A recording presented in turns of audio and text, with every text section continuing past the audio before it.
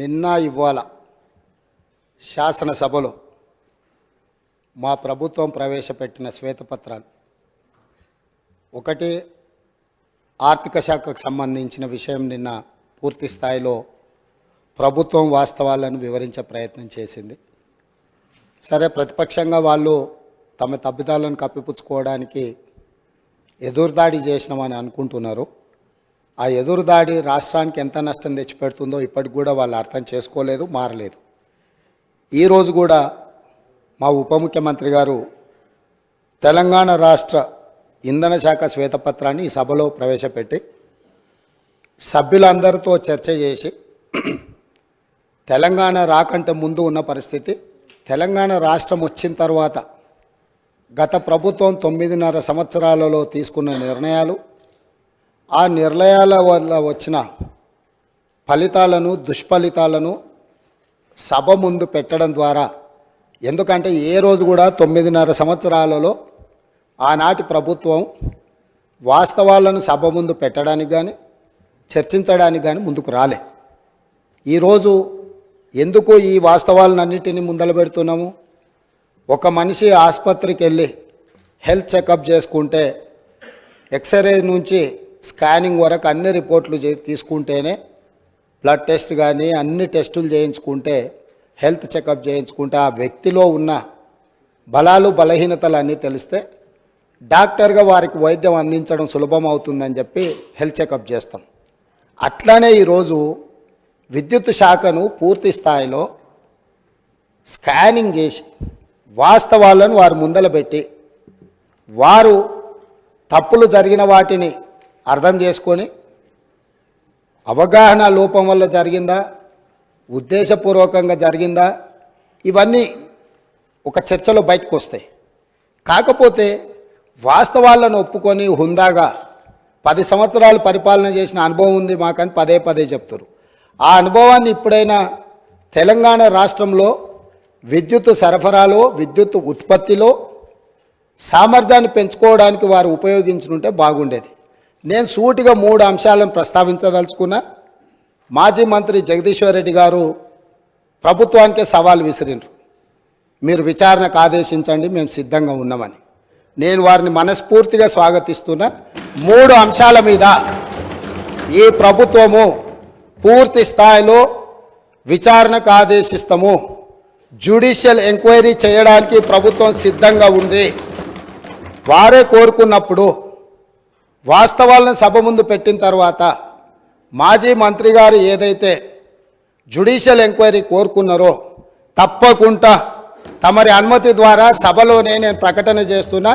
3 అంశాల మీద జ్యుడిషియల్ ఎంక్వైరీకి మా ప్రభుత్వం సిద్ధంగా ఉన్నది అని చెప్పి ఈ సందర్భంగా తెలియజేస్తూ, ఆ 3 అంశాలకు సంబంధించి తెలంగాణలో కాలిపోతున్న మోటార్లు, పేలిపోతున్న ట్రాన్స్ఫార్మర్లు, ఆత్మహత్యలు చేసుకుంటున్న రైతులు, ఇది ఒక పెద్ద సెంటిమెంట్ విద్యుత్తు అనేది.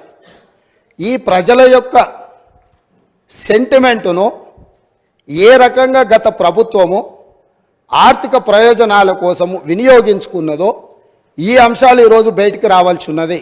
అందులో భాగంగానే ఛత్తీస్గఢ్ ఒప్పందం. మన రాష్ట్రంలో విద్యుత్తు ఉత్పత్తి సరిపోవడం లేదు, అత్యవసరంగా మన అవసరాలు తీర్చాల్సిన అవసరం ఉన్నది.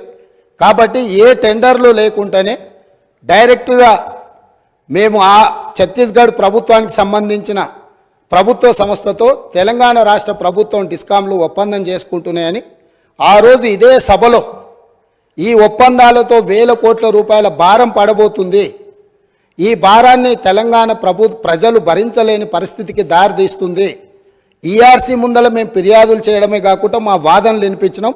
ఈ సభలో ఆనాటి ముఖ్యమంత్రి చంద్రశేఖరరావు గారికి మేము చెప్పే ప్రయత్నం చేస్తే మార్షల్స్ను పెట్టి మమ్మల్ని బయటికి గెంటేసి ఆ రోజు ఛత్తీస్గఢ్తోని తెలంగాణ రాష్ట్ర ప్రభుత్వం ఒప్పందం చేసుకుంది. దీనికి సంబంధించి విద్యుత్తు జేఏసీకి సంబంధించిన తెలంగాణ ఉద్యమంలో క్రియాశీలక పాత్ర పోషించిన ఒక జెన్కో ట్రాన్స్కో అధికారి నివేదిక ఇచ్చి ఈ ఒప్పందం వల్ల నష్టం జరుగుతుంది అన్నందుకు అతన్ని ఎక్కడనో మారుమూల ప్రాంతానికి బదిలీ చేసి కక్ష సాధింపుగా అతనికి ఉన్న హోదాను తగ్గించి ఒక చిన్న ఉద్యోగంలో నియమించారు అధ్యక్ష. వారు ఇక్కడ సభ్యుడు కాదు కాబట్టి వారి పేరు తీసుకుంటలేను. సంస్థలో పనిచేస్తున్న ఉద్యోగి అనుభవంతో తెలంగాణ ఉద్యమంలో విద్యుత్తు జేఏసీని క్రియాశీలకంగా ముందుకు నడిపించి ఉద్యమంలో ముందున్న వ్యక్తిని తెలంగాణ రాష్ట్రం వచ్చిన ఎంబడే శిక్షించి ఎక్కడో మారుమూల ప్రాంతానికి బదిలీ చేసి ఉన్న హోదా కంటే అతనికి డిమోషన్. తెలంగాణ ఉద్యమంలో పాల్గొన్న వాళ్ళు తెలంగాణ రాష్ట్ర సాధనలో క్రియాశీలక పాత్ర పోషించిన వాళ్ళను మనం సమర్థించే అవసరమైతే ప్రమోషన్ ఇవ్వాలి. ఒకవేళ ప్రమోషన్ ఇవ్వడానికి మీకు మనస్కరించకపోతే ఉన్న హోదాలనైనా ఉంచాలి. అలా కాకుండా శిక్షించి బదిలీ చేసిండ్రు. అతను కూడా ఆనాడు ఈఆర్సీ ముందు తన వాదన వినిపించిండు. ఆ వాదనను పెడచెవిన పెట్టి ఛత్తీస్గఢ్ ఒప్పందం చేసుకుండ్రు. ఈ ఛత్తీస్గఢ్ 1000 మెగావాట్ల ఒప్పందం 3/11/2014 నాడు ఏదైతే ఒప్పందం మీద సంతకం చేసిండ్రో ఈ నివేదికలోనే ఉంది. నేను కొత్తదేం చెప్పడం లేదు, వారు చూసుకోవాలి. పేజీ నెంబర్ 11, 12లో ఉన్న వాటిని. అసలు ఈ విద్యుత్తు వినియోగించినా వినియోగించకపోయినా అదేవిధంగా విద్యుత్తును రవాణా చేయడానికి వినియోగించాల్సిన కారిడార్ను పర్మనెంట్ ఒప్పందం చేసుకోవడంతో విద్యుత్తు సరఫరా అయినా కాకపోయినా దాదాపుగా 1362.424 కోట్ల రూపాయలు ఈరోజు ప్రభుత్వం మీద భారం పడ్డది. ఆ విద్యుత్తు కొనుగోళ్లలో ఆనాడు కేంద్ర ప్రభుత్వము మనకు తక్కువ ధరకు విద్యుత్ ఇవ్వడానికి సిద్ధంగా ఉన్నా పెడచెవిన పెట్టి మీరు మీ ఆలోచనతో మీ అవగాహనతో మీకు ఎలాంటి ఉద్దేశాలు ఉన్నాయో నాకు తెలియదు. ఆ ఉద్దేశాలు ఈరోజు విచారణతో బయటికి రావాలి. కాబట్టి రేపు జరగబోయే జ్యుడిషియల్ ఎంక్వైరీలో ఛత్తీస్గఢ్తో తెలంగాణ రాష్ట్ర ప్రభుత్వం చేసుకున్న ఒప్పందాల మీద 100% విచారణకు ఆదేశిస్తున్నాము. ఈ ఛత్తీస్గఢ్ 1000 మెగావాట్ల విద్యుత్తులో జరిగిన కుంభకోణము, నిర్లక్ష్యము, ఈరోజు ఛత్తీస్గఢ్లో ఏవైతే కేసులు నడుస్తున్నాయో ఈరోజు వాళ్ళు ఫిక్స్డ్ కాస్ట్ వేరియేషన్ కాస్ట్ని లెక్కలేసి వాళ్ళు ఏ అదనంగా అడుగుతున్నారో ఏ పరిస్థితులు ఉన్నాయో అక్కడ ఛత్తీస్గఢ్ ఈఆర్సీ ముందలో జరుగుతున్న కేసులు ఏమున్నాయో వీటన్నిటిని పూర్తి స్థాయిలో విచారణ చేయడం ద్వారా మొత్తం వాస్తవాలను బయటకు తీయాల్సిన అవసరం ఉంది. ఛత్తీస్గఢ్ ఒప్పందం మీద ఈ ప్రభుత్వం విచారణకు ఆదేశిస్తుంది అధ్యక్ష. అదేవిధంగా అధ్యక్ష, యాదాద్రి థర్మల్ పవర్ ప్రాజెక్ట్ ఆ రోజు ప్రజల సెంటిమెంట్ ఏదైతే ఉందో ఈ ప్రజల సెంటిమెంటును తమకు అనుకూలంగా మార్చుకొని ఇండియా బుల్స్ అనే కంపెనీ గుజరాత్లో 1080 మెగావాట్ల విద్యుత్ సామర్థ్యంతో ప్రైవేట్ సంస్థ నిర్మించదలుచుకున్న ప్రాజెక్టును కేంద్ర ప్రభుత్వం విధి విధానాలలో మార్పు తీసుకొచ్చింది. పొల్యూషన్ ఎన్విరాన్మెంట్ను రక్షించడానికి 2011-12లోనే ప్రభుత్వం విధానాలు తీసుకొచ్చి సబ్ క్రిటికల్ అనే టెక్నాలజీతో నిర్మించిన ప్రాజెక్టులను అన్నింటిని కూడా మూవ్ చేసి సూపర్ క్రిటికల్ టెక్నాలజీకి మీరు మారండి, భవిష్యత్తులో నిర్మించబోయే ప్రాజెక్టులు ఏవైతే ఉన్నాయో ఆ ప్రాజెక్టులను కూడా సూపర్ క్రిటికల్ టెక్నాలజీతో నిర్మించమని చెప్పి విస్పష్టంగా కేంద్ర ప్రభుత్వం ఆనాడు ఆదేశాలు ఇచ్చింది రాష్ట్ర ప్రభుత్వాలకు, అదేవిధంగా ప్రైవేట్ కంపెనీలకు. అందుకోసము సూపర్ క్రిటికల్ టెక్నాలజీ ఉంటేనే 2013 తర్వాత ప్రాజెక్టులు నిర్మించాల్సిన నిబంధనలు ఉండడంతో గుజరాత్కు సంబంధించిన ఇండియా బుల్స్ అనే కంపెనీ BHELకు ఆల్రెడీ సబ్ క్రిటికల్ టెక్నాలజీతో పర్చేజ్ ఆర్డర్ ఇచ్చి ఉన్నది కాబట్టి ఆ కాలం చెల్లిపోయిన సాంకేతిక పరిజ్ఞానంతో ఆ ప్రాజెక్టు నిర్మించడానికి అవకాశం లేదని తెలిసి ఆ ఇండియా బుల్స్ కంపెనీ BHELకు మా డబ్బులు మాకు వాపసు ఇవ్వండి అని అంటే, మీరు ఆల్రెడీ కొనుగోలు ఒప్పందం చేసుకున్నారు, డబ్బులు చెల్లించారు, మీకు తిరిగి ఇవ్వడానికి కుదరదు. ఎవరైనా తలమాసినోడు ఇది కొనుక్కునేటోడు దొరికితే వాడిని తీసుకొచ్చి మాకు అప్పచెప్పండి, ఆ తలమాసినోడి దగ్గర మేము డబ్బులు తీసుకొని మీ డబ్బులు వెనక్కిస్తామని వాళ్ళు అంటే, తెలంగాణ ప్రభుత్వం నేనున్నా వాళ్ళని వీళ్ళని ఎందుకు ఎత్తుకుంటారు అని చెప్పి వీళ్ళు పోయి ఒక ప్రైవేట్ కంపెనీ మునుగాల్చిన సబ్ క్రిటికల్ టెక్నాలజీతో నిర్మించాల్సిన పవర్ ప్రాజెక్టును కాలం చెల్లిపోయిన దాన్ని మాకు అత్యవసరం ఉంది, 2 సంవత్సరాలలోనే పూర్తి చేస్తామని ఇదే సభలో ఇక్కడి నుంచి ఆనాటి సభానాయకుడు సభ ముందల దబాయించి మేము చెప్పినాం ఆ రోజు. మీరు కావాలంటే పాత రికార్డులు తిరిగే చూడండి. ఇది సబ్ క్రిటికల్ టెక్నాలజీకి కాలం చెల్లిపోయింది. ఇది ప్రపంచంలో ఎక్కడ మనుగడ సాధిస్తలేదు. దీంతో కాలుష్యం వస్తుంది, విద్యుత్ ఉత్పత్తి సామర్థ్యం తగ్గుతుంది, తద్వారా నష్టము. దీన్ని వద్దు అని మేము చెప్తే ఖచ్చితంగా నేను చేస్తా, 2 ఏళ్లలో పూర్తి చేస్తా అని వారు చెప్పడం జరిగింది అధ్యక్ష. 2 ఏళ్లలో పూర్తి చేయలే అధ్యక్ష. భద్రాద్రి పవర్ ప్రాజెక్ట్ 7 ఏళ్ళు పట్టింది భద్రాద్రి కోసం. 7 ఏళ్లలో 4 × 270 1080 మెగావాట్స్. 2 సంవత్సరాలలో 6,75,00,000 ప్రతి మెగావాట్కు ఖర్చు పెట్టి ప్రాజెక్టు నిర్మిస్తామని ఒప్పందం చేసి ఈ ఒప్పందాన్ని మొదట్లో తక్కువ చూపించి ఈ ప్రాజెక్టు నిర్మాణం, ప్రాజెక్టు వ్యయం 9,74,00,000 రూపాయలు పర్ మెగావాట్ అయింది అధ్యక్ష. ఇది పూర్తయ్యే వరకు 7 సంవత్సరాలు పట్టింది. అత్యవసరంగా మనకు అవసరాలు ఉన్నాయి, అనుమతులు తీసుకోవడానికి ఆలస్యం అవుతుంది. టెండర్లు పిలిస్తే కూడా ఆ ప్రాసెస్తోనే ఆ 2 నెలలు టెండర్లు పిలిచే కాలం కూడా వృధా అవుతుంది. 2 నెలలు కూడా నేను సమయాన్ని వృధా చేయదలుచుకోలే. ఎన్ని వేల కోట్లు ఖర్చు పెట్టైనా సరే నా రైతులకు విద్యుత్ ఇస్తా అని ప్రజల సెంటిమెంటును ప్రాతిపదిక చేసుకొని ఆనాటి ముఖ్యమంత్రి గారు 6,75,00,000 రూపాయలకే పర్ మెగావాట్ విద్యుత్తు సామర్థ్యంతో ఉత్పత్తి చేస్తామని చెప్పి భద్రాద్రి పవర్ ప్రాజెక్టును కొనుగోలు చేయడం జరిగింది. తద్వారా ఇండియా బుల్స్ కంపెనీకి మేలు జరిగింది, వాళ్ళ డబ్బులు వాళ్ళకు వచ్చినాయి. కానీ ఇది 7 సంవత్సరాలై 9.74 కోట్లతోనే ఈరోజు ప్రాజెక్టు పూర్తయింది. ఈరోజు ఇది ఉత్పత్తి కూడా సరైన విధంగా లేకపోవడం వల్ల సేమ్ టైం కేటీపీఎస్ ఇదే ప్రభుత్వంలో ఉన్న 7వ దశ 48 నెలల్లో సూపర్ క్రిటికల్ టెక్నాలజీతో, అది సబ్ క్రిటికల్ టెక్నాలజీ, ఆ టెక్నాలజీ కాలం చెల్లిపోయింది. మామూలుగా కంప్యూటర్లు లేకపోతే పాతకాలం నోకియా ఫోన్లు కాలం చెల్లిపోయినాక మనం బయట వాడేస్తాం, ఎందుకు ఉపయోగం లేదు అని, మన పాత బట్టలు పడేసినట్టు. అట్లాంటి పడేసిన వాటిని దాదాపుగా 10,000 కోట్లు పెట్టి నిర్మాణం చేసి తెలంగాణను నిండా ముంచిండ్రు. అదే సమయంలో కేటీపీఎస్ 7th ఫేజ్ 48 నెలలల్లా సూపర్ క్రిటికల్ టెక్నాలజీతోని 8.01 కోట్ల రూపాయల ఖర్చుతో పర్ మెగావాట్ విద్యుత్తును ఉత్పత్తి చేసింది అధ్యక్ష. అంటే ఏ రకంగా ఇందులో 1,000 కోట్ల రూపాయల దోపిడీ జరిగిందో భద్రాద్రి పవర్ ప్రాజెక్టును కూడా ఈరోజు జ్యుడిషియల్ ఎంక్వైరీలో 2వ అంశంగా చేరుస్తున్నాం అధ్యక్ష. ఇక 3వది Yadadri thermal power project. Same ఇదే వితండవాదం. ఆ రోజు కూడా చెప్పినాం. సేమ్ సమయంలో ఇతర రాష్ట్రాలు, జార్ఖండ్ లాంటి రాష్ట్రాలు ఇదే కెపాసిటీతో టెండర్లు పిలిస్తే ఇదే బిహెచ్ఎల్ 18% లెస్ కోట్ చేసి అక్కడి టెండర్ తీసుకున్నది.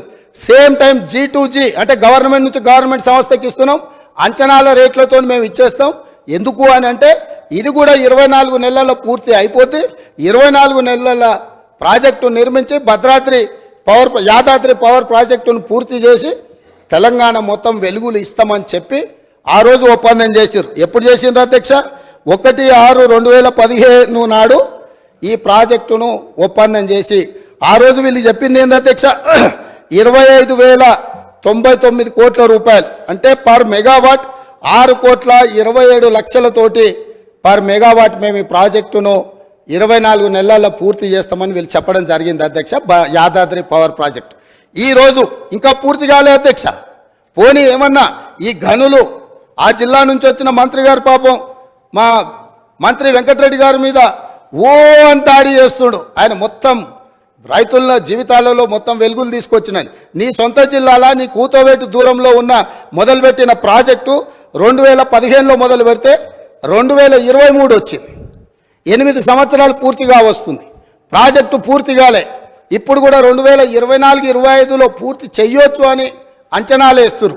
దీనికి మీరు నల్గొండ జిల్లా ప్రజలకు క్షమాపణ చెప్పాల్సింది పోయి మంత్రులు ఏది మాట్లాడితే ప్రతి మంత్రి మీద దాడులు చేయడమేనా? అది ఈరోజు దాదాపుగా 6,27,00,000కు మేము చేస్తామని డిపిఆర్ మొదలుపెట్టి ఈరోజు 34,543 కోట్లకు అంచనాలు పెరిగినాయి. దాంతో కూడా పూర్తి కావడం లేదు. 8,64,00,000 రూపాయలకు పర్ మెగావాట్ ఇవాళ పూర్తి చేస్తామని వచ్చింది. కానీ ఇది పూర్తి కాలేదు కాబట్టి ఇది కూడా 9 కోట్ల పైచిలుకు చేరుతుంది. అంటే 6,27,00,000కు పర్ మెగావాట్తో మొదలుపెట్టిన యాదాద్రి పవర్ ప్రాజెక్టు దాదాపుగా 9 కోట్లకు అంచనాలు పెరిగింది. 8 సంవత్సరాలు పట్టింది. అదే సమయంలో ఎన్టీపీసీ రామగుండం ఫేజ్ 1 ప్రాజెక్టును నిర్మిస్తే 7,63,00,000కు మాత్రమే పర్ మెగావాట్తోని ఎన్టీపీసీ పూర్తి చేసింది. అధ్యక్ష, నేను ఏం చెప్పదలుచుకున్నా అంటే భద్రాద్రి నిర్మించినప్పుడు ప్రాజెక్టు కాస్ట్ ఇతరవి రాష్ట్ర ప్రభుత్వ కేంద్ర ప్రభుత్వ పరిధిలో ఉన్న వాటిని పూర్తి చేసిన ఏ ధరకు పూర్తయినాయి.